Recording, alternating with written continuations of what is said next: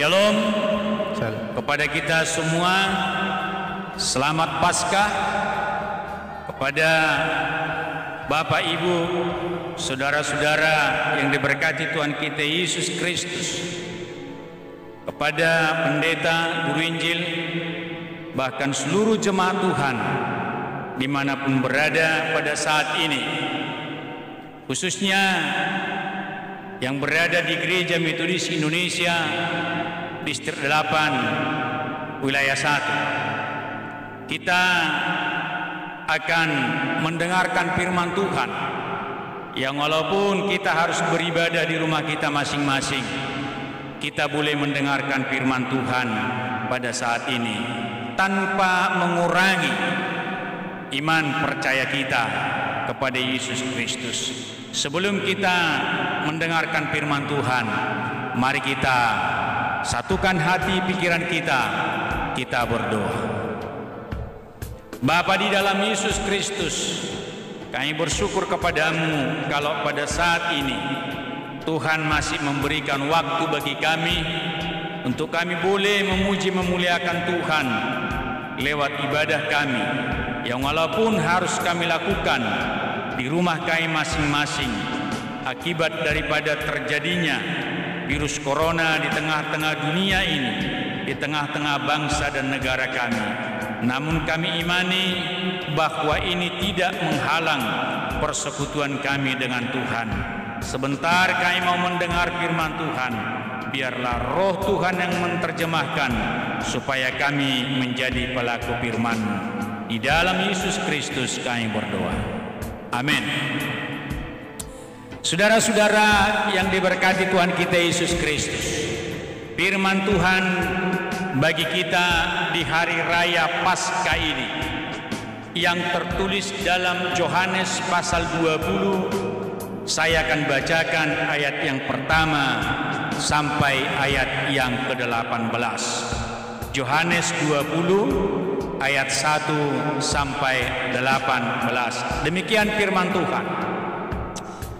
Pada hari pertama minggu itu, pagi-pagi benar ketika hari masih gelap, pergilah Maria Magdalena ke kubur itu, dan ia melihat bahwa batu telah diambil dari kubur.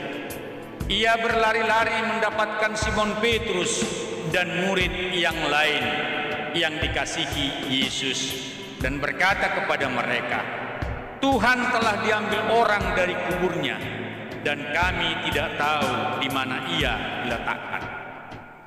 Maka berangkatlah Petrus dan murid yang lain itu ke kubur. Keduanya berlari bersama-sama, tetapi murid yang lain itu berlari lebih cepat daripada Petrus, sehingga lebih dahulu sampai di kubur. Ia menjenguk ke dalam dan melihat kain kafan terletak di tanah, akan tetapi ia tidak masuk ke dalam.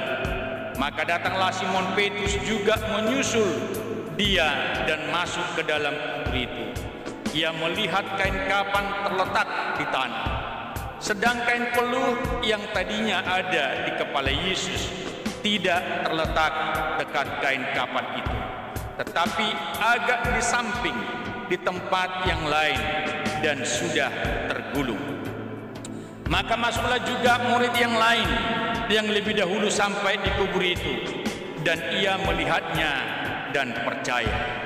Sebab selama itu mereka belum mengerti isi kitab suci yang mengatakan bahwa ia harus bangkit dari antara orang mati. Lalu pulanglah kedua murid itu ke rumah. Tetapi Maria berdiri dekat kubur itu dan menangis. Sambil menangis ia menjenguk ke dalam kubur itu, dan tampaklah olehnya dua orang malaikat berpakaian putih, yang seorang duduk di sebelah kepala dan yang lain di sebelah kaki di tempat mayat Yesus terbaring. Kata malaikat-malaikat itu kepadanya, Ibu, mengapa engkau menangis? Jawab Maria kepada mereka, Tuhanku telah diambil orang, dan aku tidak tahu di mana ia diletakkan. Sesudah berkata demikian, ia menoleh ke belakang dan melihat Yesus berdiri di situ, tetapi ia tidak tahu bahwa itu adalah Yesus. Kata Yesus kepadanya, "Ibu, mengapa engkau menangis? Siapakah yang engkau cari?"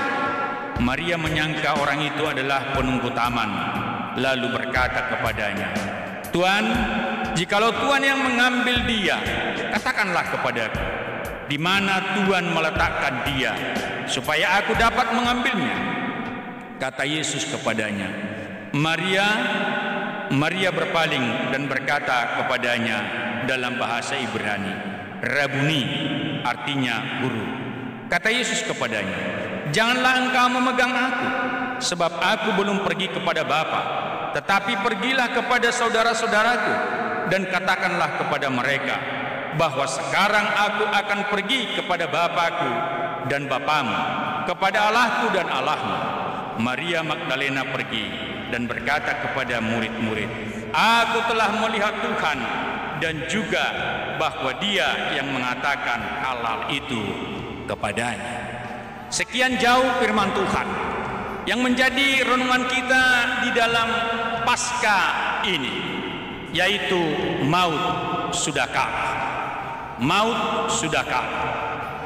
Saudara-saudara, kain kapan adalah benda yang dikenakan bagi orang yang sudah mati, yang walaupun tidak semua agama melaksanakan itu kepada orang yang sudah meninggal.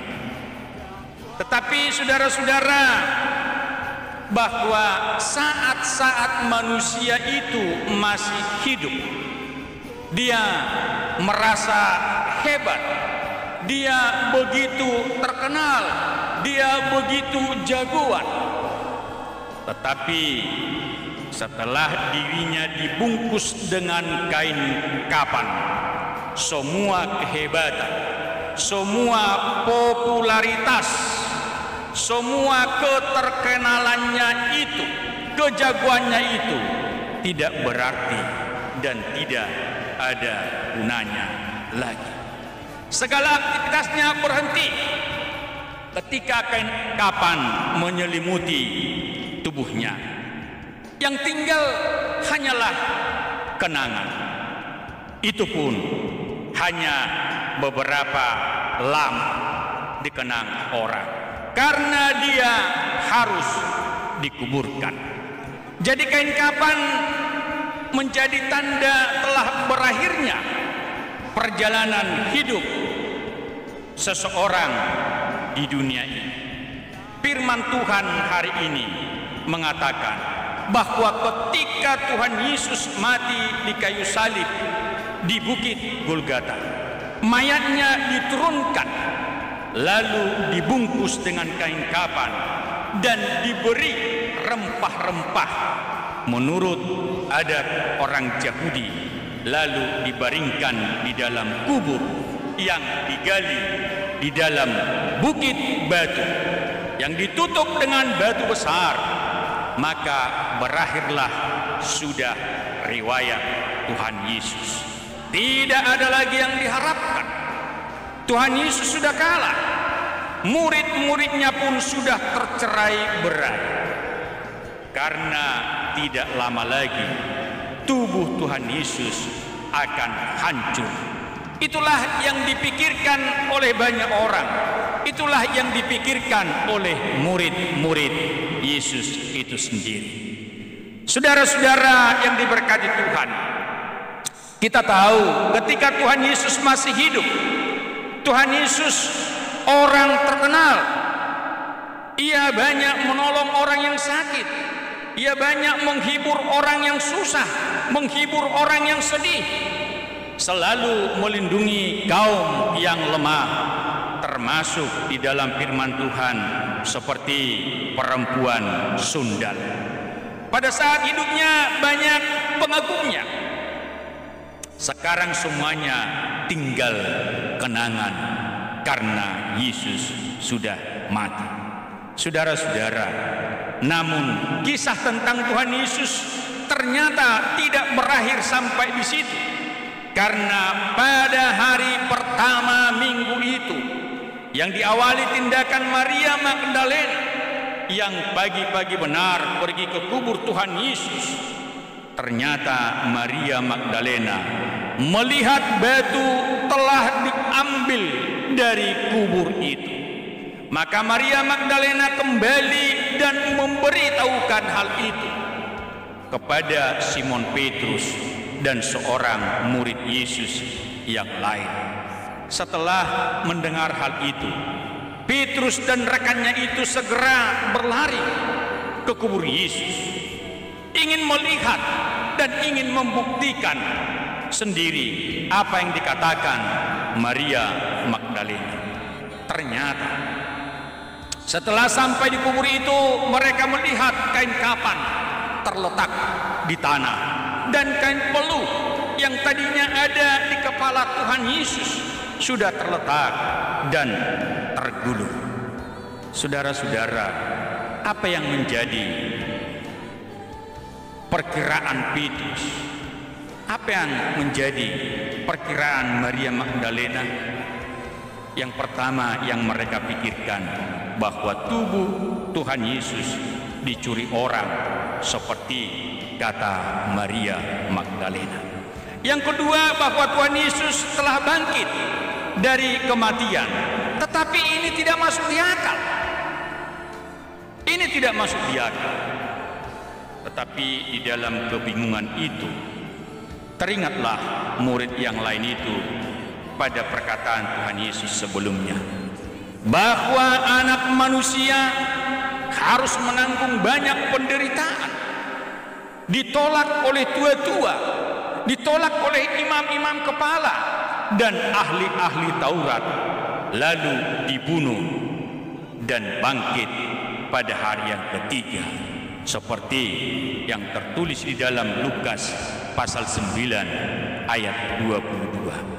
Sekarang murid yang lain itu melihat sendiri faktanya dan menjadi percaya pada perkataan Tuhan Yesus tersebut. Kini terungkaplah teka-teki kain kapan yang terletak di tanah itu. Kain kapan adalah lambang kekalahan sebagaimana yang sudah kami katakan tadi. Kain kapan adalah lambang kelemahan. Kain kapan adalah lambang ketidakberdayaan. Sehebat-hebatnya manusia, apabila dirinya telah terbungkus kain kapan, maka segala kehebatannya itu tidak berguna. Begitu pula dengan Tuhan Yesus, kepopulerannya pun sudah lenyap pada saat itu. Tetapi saudara-saudara, sekarang Tuhan Yesus sudah lepas dari kain kapan. Artinya Tuhan Yesus sudah bangkit. Tuhan Yesus sudah menang. Kuasa dosa, kuasa iblis sudah kalah. Kini dia hidup untuk selama-lamanya. Tuhan Yesus berkata dalam Yohanes pasal 11 ayat 25 sampai ayat 26. Akulah kebangkitan dan hidup. Barang siapa percaya kepadaku, ia akan hidup walaupun ia sudah mati. Dan setiap orang yang hidup dan percaya kepadaku tidak akan mati selama-lamanya. Kebangkitan Tuhan Yesus memberi pengharapan kepada kita. Apakah Tuhan Yesus sudah bangkit dalam hidup kita pribadi lepas pribadi?